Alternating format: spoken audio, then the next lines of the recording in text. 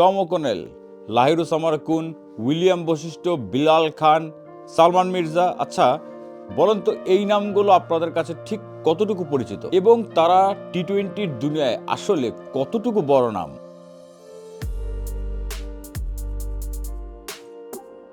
তবে এবারের বিপিএলে কিন্তু এই প্লেয়ারগুলোকে আমাদের টিমে দেখা যাচ্ছে। আমাদের ফ্র্যাঞ্চাইজি টিমগুলো আসলে কিসের ভিত্তিতে টিম বানায় বা তারা কি চিন্তা করে আসলে টিম ফর্ম করে, সেটা কিন্তু আসলে অনেক বড় প্রশ্নের দাবিদার। বিপিএলে বলতে গেলে আসলে সারাদিন পার হয়ে গেলেও বলা শেষ হবে না। তবে আজকের এই ভিডিওতে বিপিএল 2025টা কেমন যাচ্ছে সেটা নিয়ে আলোচনা করব। তার আগে একটা কথা এখানে বলে রাখি, বিপিএল 2025 নিয়ে খানিকটা সমালোচনা করব, কারণ ওই যে কথায় আছে না, আগে তেতা ভালো পরে মিঠা ভালো। সো আমরা কিছুটা সমালোচনা করব। আমি আশা করব আপনাদের কাছ থেকে যে আপনারা পুরো ভিডিওটা দেখার চেষ্টা করবেন, কারণ পরবর্তীতে অনেকগুলো কিন্তু পজিটিভ পয়েন্টস রয়েছে এবারে বিপিএল থেকে আমরা যা দেখতে পাচ্ছি। So without further edu let's get started.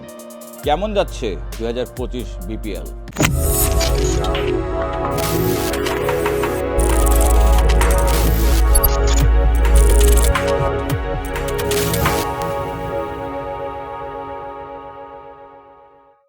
প্রথমেই সবচেয়ে দৃষ্টিকটু জিনিসটা নিয়ে কথা বলতে চাই, আর সেটা হলো বিপিএল এর প্লেয়ার অপশন থেকে ফরেন রিক্রুটমেন্ট করার সময় ম্যাক্সিমাম ফ্র্যাঞ্চাইজিগুলো কি চিন্তা আসলে মাথায় নিয়ে তারা এই অপশনে পার্টিসিপেট করে এবং প্লেয়ার রিক্রুট করে।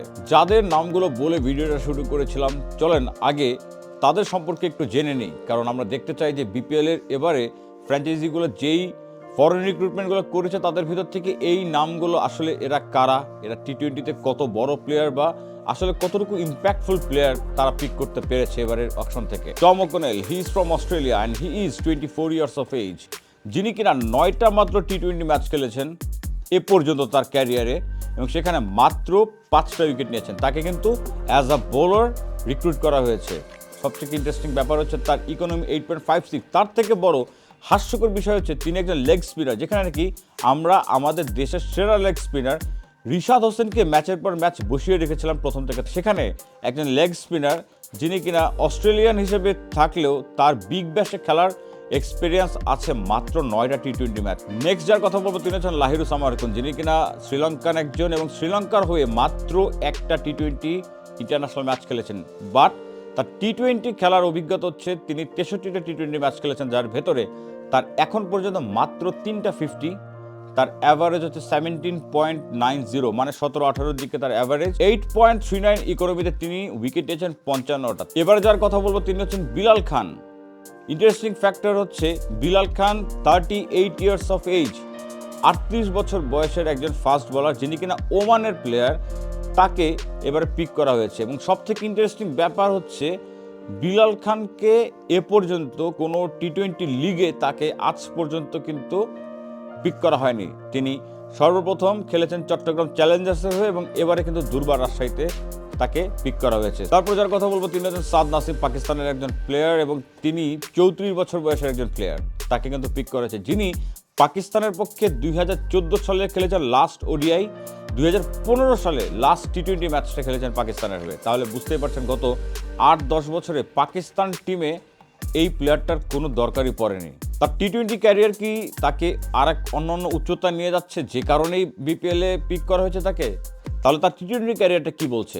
তার টি-20তে স্ট্রাইক রেট মাত্র 116, তার অ্যাভারেজ মাত্র 22, আর বোলিং অ্যাভারেজ, যেহেতু তিনি অলরাউন্ডার, তার বোলিং অ্যাভারেজ অলমোস্ট 30+ এবং তার ইকোনমি 7.96, মানে অলমোস্ট 8। তো এইটাও একটা দুঃখজনক বিষয় যে আমরা দেখা যাচ্ছে 38, 34, অ্যারাউন্ড 30 বা 30+ প্লেয়ারদেরকে নিয়ে আসছি। আমার কিন্তু কোনো বয়স নিয়ে প্রবলেম নেই। প্রবলেম হচ্ছে যেই প্লেয়ারগুলো তাদের নিজস্ব দেশেই একেবারে অকেজো হয়ে গিয়েছে বা এক একজনের কিন্তু সেই পোটেনশিয়ালটা দেখা যাচ্ছে না অ্যাজ আ টি-20 স্পেশালিস্ট, কিন্তু আমরা তাদেরকে পিক করছি। আচ্ছা, নেক্সট যিনি আছেন তার ব্যাপারে যদি বলি, he is also from Australia. তার নাম হচ্ছে William Vashishtha. He is 31 years of age, কিন্তু তিনি অস্ট্রেলিয়ার হয়ে কখনো খেলেননি।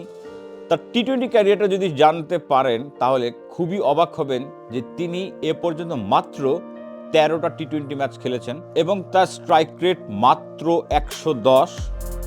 তিনি এই বিপিএলে এসে তার জীবনে প্রথম 50 করেছেন। এর আগ পর্যন্ত তার ক্যারিয়ারে এই 12 ম্যাচের ভেতরে কোনো 50 ছিল না।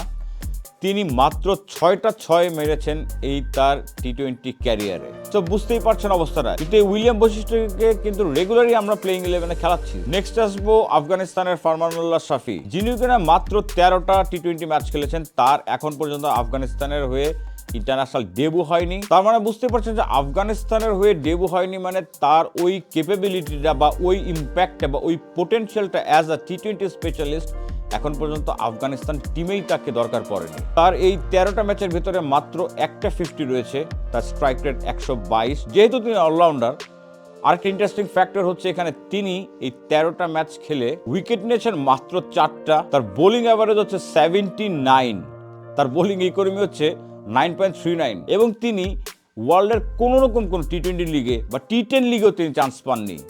তাকে কিন্তু আমরা রেগুলার প্লেইং 11-এ খেলাচ্ছি। সো এই হচ্ছে আমাদের এবারের বিপিএল এর ফরেন রিক্রুটমেন্টের অবস্থা। সো এখন তাহলে বুঝতেই পারছেন আমাদের বিপিএল এর মানটা কোথায় এসে দাঁড়িয়েছে, যে আমরা এই প্লেয়ারদেরকে যদি পিক না করতাম তাহলে আমাদের ফরেন প্লেয়ারদের যে কোটাটা রয়েছে সেটাই যেন পূরণ হতো না। এক একটা ফ্র্যাঞ্চাইজি কিন্তু টিমটাই দাঁড়া করাতে পারতো না। কি একটা অবস্থা ভেবে দেখুন তো। তবে এখানে একটা হাস্যকর কথা কিন্তু মনে পড়ে যায়, তৎকালীন বোর্ড প্রেসিডেন্ট নাজমুল হাসান পাপন কিন্তু বলেছিলেন আইপিএল এবং বিগ ব্যাশের পরে আমাদের বিপিএলটা বলে পৃথিবীর তৃতীয় সেরা টি-20 লিগ।